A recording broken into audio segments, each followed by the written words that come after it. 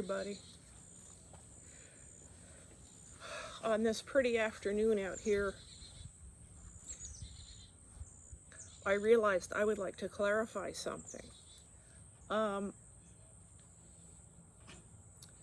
Do we, people with personality disorders, ever fully heal? Is there a cure? Do we become average or normal? And I have said so many times that we can change a lot and that we don't deserve to be condemned or thrown away.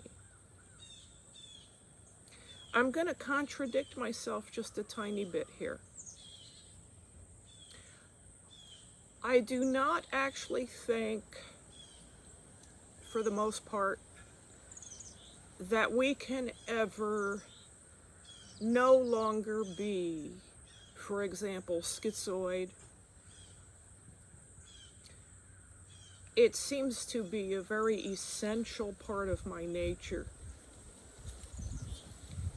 As the personality was developing in the young child, this is the problem.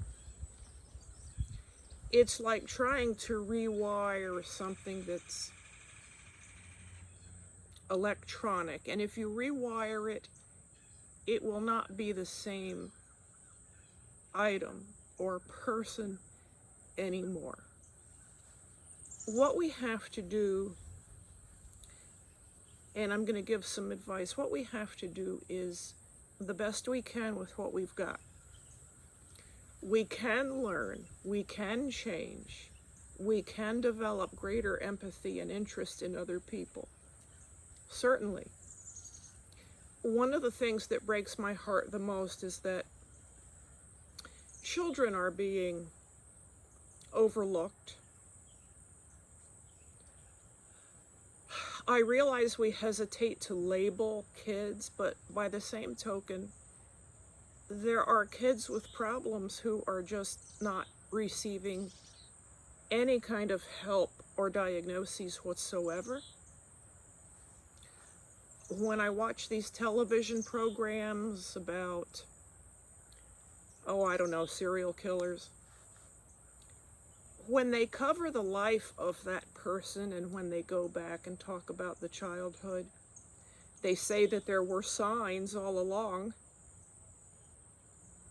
Yeah, and little or nothing was done about it to help them back when maybe they could have really been changed quite a bit. It upsets me greatly. Now, I am doing much better than I ever used to, but I need to point out a lot of this is because of the internet. The internet has been an amazing help to me. Because you see, this is safe. I can practice connecting with other people. I can take risks.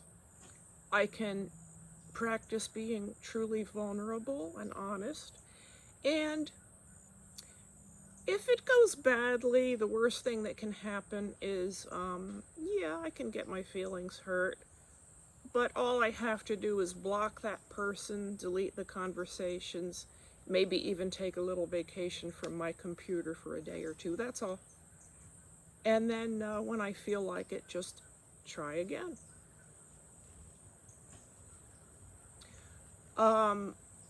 Live phone calls are a lot more intimidating to us, a lot more risky, and of course, face-to-face and in person is very draining and very hard for those of us who are schizoid or avoidant. It's exhausting, and I'll explain in a minute what happens and how I think that we can do our best to get well or do much better. Um,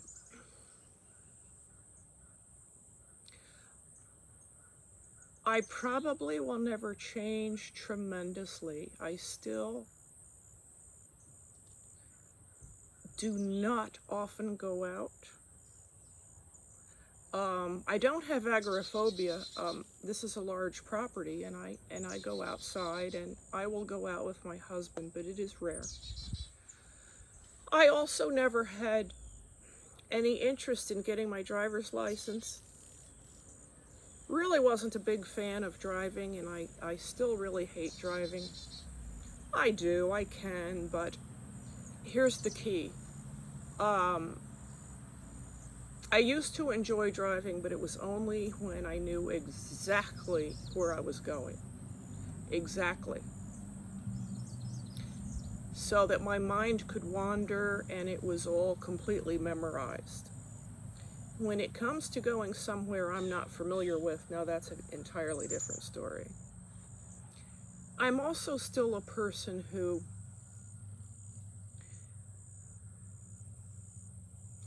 it's not fear, but there's an aversion to other people. There's a dislike of having to interact with other people. For example, there's a road down front here. The distance is awkward because it's not a tremendous distance. It's also not close. It's a dead end. We get people walking, dogs, riding bicycles, the occasional horseback rider, joggers, all sorts of things. And when I'm out here in the morning, they can see me and I can see them.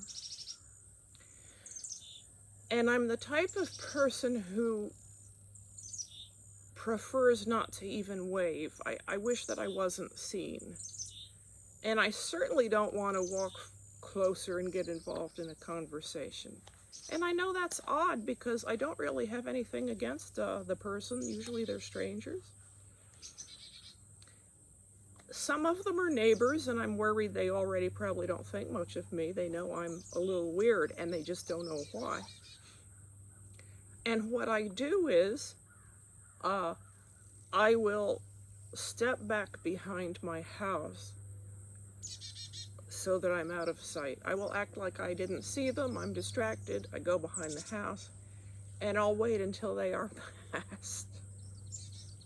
And then I'll come back out front to water my little garden area here. And I have avoided them. That has been my nature since as far back, honestly, as I can remember. I'm not the person to say hi first or speak first. I'm not the person to give compliments, even though I may have thought of one. I won't say it. Here is my advice, because for the past few years, I have made tremendous efforts to do better.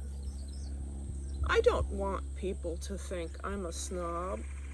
I don't want people to think I hate them for no reason. I don't want them to think I'm petty. I don't want them to think I'm weird and awful. I do care a little bit what is thought about me. I don't like that people don't understand and that my difference causes this. And you can imagine how difficult this has been for my husband, too. Okay. So here's the key. You could say that all our lives, all my life long, I have been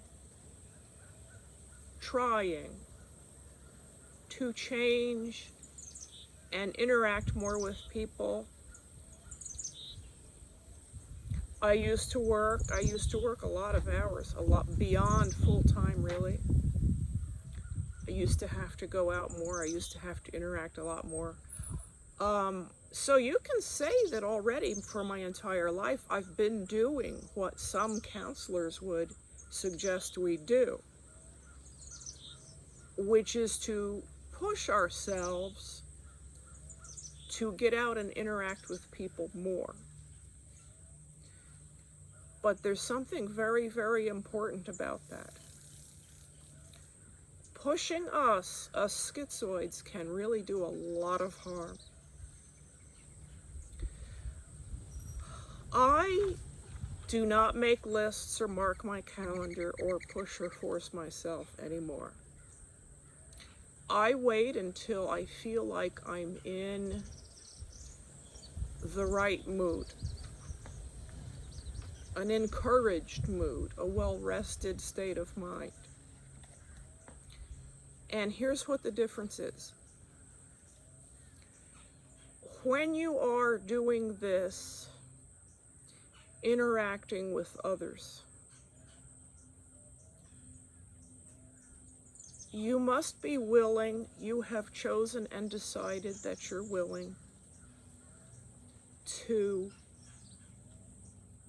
be vulnerable. Try some true vulnerability and honesty. You're taking a risk. That's the difference. Keep it very short. This requires a lot of awareness and mindfulness. Keep it short. Maybe even tell the person you're engaging with that you've got some issues and that you need to keep it short. Say whatever you have to say. Because the worst thing you can do is fall back into all of that masking. Because if you're masking and if you're role-playing, you're not really changing or accomplishing anything.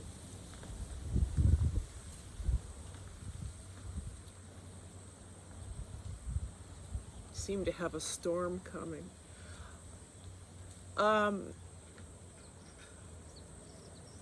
That's how we've gone through life, and that's just more masking, and that's not helping. That is the key difference. Better to spend 20 minutes trusting someone to see what happens and see where that goes. Start with the internet. Than it is to spend an entire day masking and role-playing and ending up completely exhausted. That's how we already live. That's not doing anything. That is going to happen sometimes. Don't be hard on yourself. If a person you're talking to starts to say some things that hit you wrong, you begin to realize, gee, this person's not going to be trustworthy for me. You're going to go back into role play and just disconnect yourself. It's all right. That person, very few people are going to work for us. We're actually very sensitive. Very few people will qualify for us to be able to trust. And that's the way it is. We don't want a crowd. We want a true, trustworthy friend, if any at all. My one person that has worked out in my life happens to be my husband. I am very fortunate.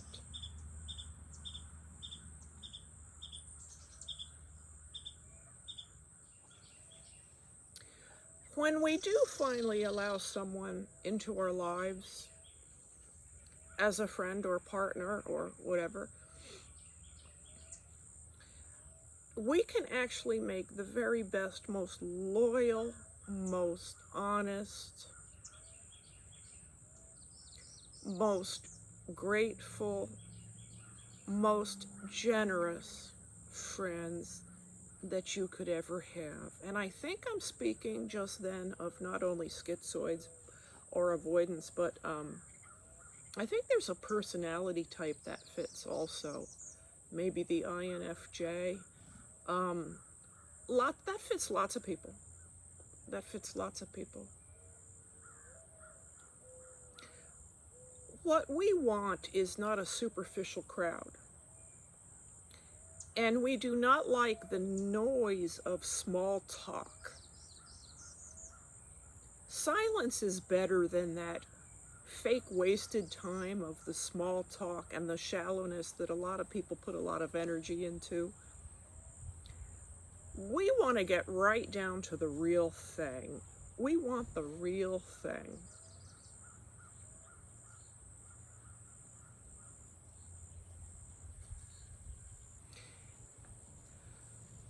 Here's some more advice. You folks like me, you loners, if you have found someone that is working out as a good friend, maybe even a life partner, remember, we tend to simply forget this. Remember, we are not users. We're not users like the narcissists can be, but we just forget. So please don't forget, when someone helps you with something in life, if they're a stranger particularly, you can insist on paying them. If they're a friend,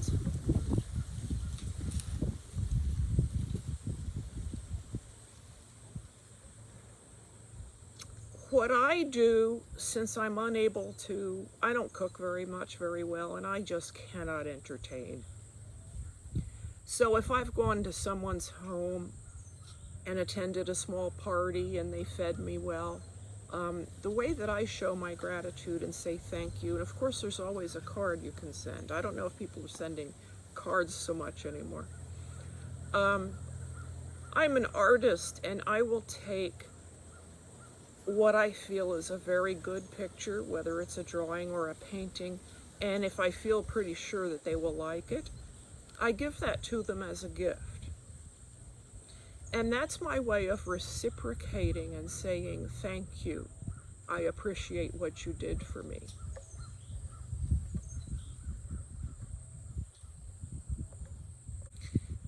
So don't forget that. Don't forget to reciprocate in some way. Of course, you could return a favor. If you're a neighbor, return the favor sometime if they need help. This is important because normal people wind up offended. They wind up feeling used and that we took advantage of them. You don't want that, and that's not what we're really doing. At least I'm not. It's a matter of this extraordinary shyness and being so unaware of other people and what other people think, like, and want. And I'm going to go into being schizoid many more times. I have much more to say. I need to shorten this up. So, have a good day, everybody. There's always hope. You can do so much better and be reasonably content. I won't say happy, but I'll say content.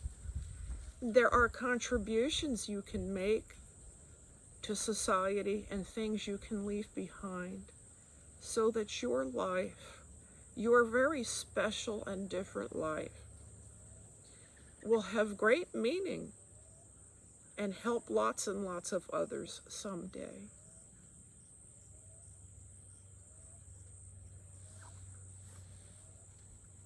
See you soon.